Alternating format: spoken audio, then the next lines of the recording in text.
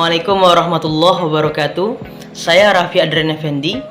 Saya baru selesai mengikuti pelatihan yang sangat luar biasa, yaitu pelatihan konseling, terapi, dan coaching yang diselenggarakan oleh Well Done Skill selama 3 hari ini. Tentunya dibimbing oleh para coach yang sangat luar biasa juga. Ada Coach Ivan, Coach Nugroho, dan juga Coach Abdillah Sanad. Baiklah teman-teman, di sini saya juga menjelaskan sedikit atau berbagi pengalaman ilmu yang saya dapatkan selama mengikuti pelatihan selama 3 hari ini. Yang pertama ada konseling teman-teman. Konseling itu gunanya adalah membantu seseorang dalam membuat keputusan dan orang itu bertanggung jawab terhadap keputusan yang dibuatnya.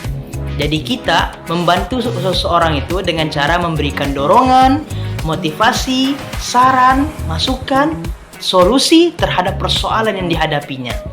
Jadi tujuannya itu membantu seseorang. Kemudian dalam ilmu atau dunia konseling, orang yang memberikan bimbingan atau arahan tersebut disebut dengan konselor. Lalu orang yang menerimanya itu disebut dengan konseli. Lalu tingkatan konselor ini ada 4 teman-teman. Yang pertama ada disebut dengan konselor profesional, yang mana contohnya psikolog dan juga psikiater. Kemudian yang kedua ada yang profesional, tapi pekerjaannya bukan konselor. Contohnya siapa? Contohnya dokter, pemuka agama, guru. Kemudian selanjutnya teman-teman ada yang disebut dengan non profesional. Contohnya customer service atau CS. Kemudian pelayan, juga memberikan masukan-masukan atau saran.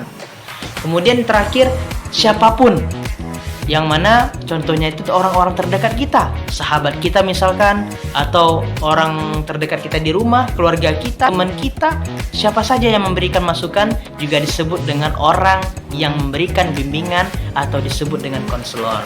Ini 4 tingkatan dalam dunia konseling atau disebut dengan konselor tadi. Selanjutnya, seorang konselor teman-teman harus menguasai beberapa keterampilan dalam memberikan bimbingan atau konselingnya. Yang pertama, ada disebut dengan keterampilan teorinya atau cara teknik dia memberikan konseling atau bimbingan terhadap kliennya.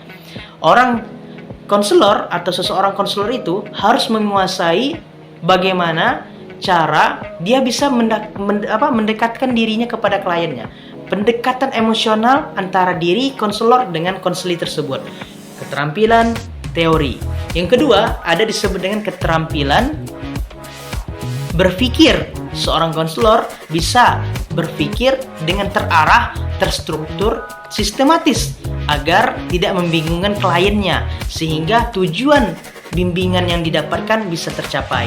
Lalu yang ketiga ada disebut dengan keterampilan berkomunikasi. Tentunya seorang konselor harus cakap, harus terampil dalam berkomunikasi sehingga konselinya nanti dalam bertanya, dalam meminta saran, dalam memahami atau mencerna perkataan seorang konselor bisa nyambung dan bisa dapat memahami antar satu sama lain. Ini keterampilan yang harus dimiliki oleh konselor atau seorang yang memberikan bimbingan atau memberikan konseling terhadap konseli tadi. Selanjutnya teman-teman, pelatihan yang kedua saya mengikuti ialah pelatihan terapi. Yang mana ini cukup unik juga, cukup menarik teman-teman. Kami diajarkan bagaimana cara menterapi diri kita. Diri kita ketika mengalami kesakitan atau sebuah penyakit atau ada emosi negatif yang hinggap di diri kita. Nah, di dunia terapi atau dunia medis secara terapisnya itu ada disebut dengan tapping. Tappingnya itu ada titik-titik yang harus dilakukan di dalam tubuh kita.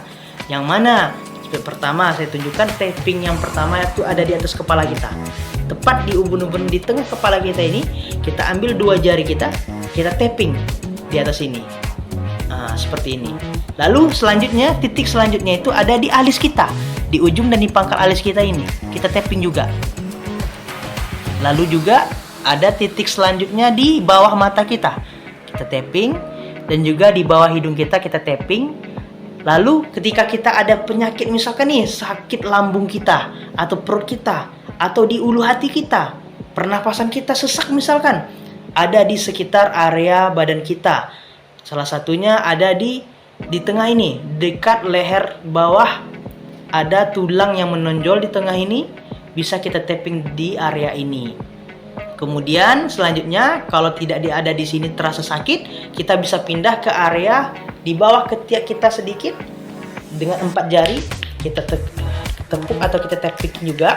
Lalu terakhir yang diajarkan oleh coach kami itu ada di bagian di sini, bagian dada ke bawah, hampir dekat dengan ulu hati. Kita tapping juga.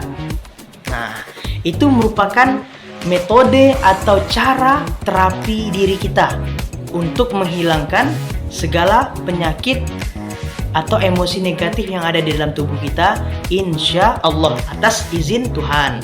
Tentunya selama tapping ini kita juga membaca atau berikhtiar, berusaha di samping gerakan yang kita lakukan seperti tadi, kita juga mengakui penyakit kita, menyampaikan keluhan kita, dan juga memohon solusi, sehingga pasrahkan juga diri kita terhadap Tuhan yang Maha Kuasa. Jadi contohnya kita sakit kepala tadi, kita sebut saja sambil kita tapping kepala kita sebutkan penyakit kita. Wahai Tuhanku, sungguh sakit kepala saya ini, terasa sangat nyeri sekali di kepala saya ini ya Tuhanku. Sembuhkanlah, saya pasrahkan penyakit saya ini, saya ikhlaskan terhadap kehendak-Mu Tuhanku. Seperti itulah salah satu contoh kita mengakui penyakit kita, lalu kita pasrahkan kepada Allah atau Tuhan kita, lalu kita meminta solusi kesembuhan dari Tuhan kita sambil kita berusaha, dan salah satunya adalah terapi tapping tadi. Baik teman-teman, itu merupakan salah satu ilmu yang kita dapatkan ketika pelatihan terapi tadi. Lalu juga ada disebut dengan terapi air, yang mana itu adalah akronim dari air. Itu A-nya adalah akui, I-nya adalah izinkan, dan R-nya adalah relakan. Aku adalah orangnya, adalah relakan. Akui penyakit kita, akui mungkin selama ini kita berbuat dosa atau melakukan kesalahan apa, kita akui di hadapan Allah, di hadapan Tuhan kita. Lalu kita izinkan juga penyakit ini ada di tubuh kita, kita izinkan semua itu atas kehendak Allah, atas semua itu adalah izinnya. Kemudian kita relakan diri kita terhadap kehendak kuasa dari Tuhan atau Allah yang Maha Kuasa terhadap diri kita, dan juga kita meminta kesembuhan kepadanya. Itu yang kita dapatkan ketika pelatihan terapi. Selanjutnya ilmu yang kita dapatkan ialah pelatihan coaching teman-teman. Coaching ini berbeda dari terapi dan juga konseling, yang mana perbedaannya ada dua. Yang pertama terletak dari zamannya atau masa atau waktunya. Kalau misalkan konseling itu lebih identik, lebih banyak berbicara, jawabannya itu adalah masa lalu, mereview masa lalu, traumanya atau bagaimana kejadian masa lampaunya sehingga membuat dia berguncang saat ini. Kebanyakan reviewnya adalah masa lalunya dan juga masa ini, dan sedikit ke masa depannya. Kemudian terapi juga begitu, kebanyakan adalah emosi-emosi negatif yang sebabnya terjadi di masa lalu. Namun coaching itu terjadi, efeknya adalah untuk mencapai tujuan di masa depan.